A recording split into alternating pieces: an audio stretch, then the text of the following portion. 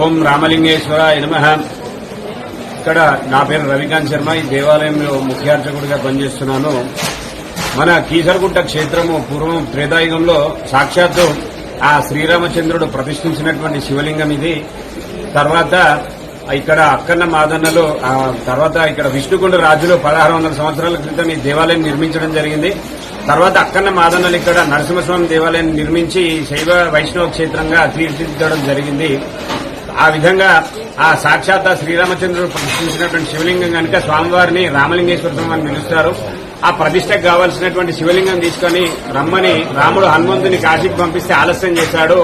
అయితే హనుమంతుడు కాశీ నుండి 101 శివలింగాలు తీసుకొచ్చాడు. ఇక్కడ ప్రతిష్ఠ అయిపోయిందని చెప్తే కోపం వచ్చి ఆ శివలింగాలన్నీ కూడా తోకతో విసిరేశాడనమాట.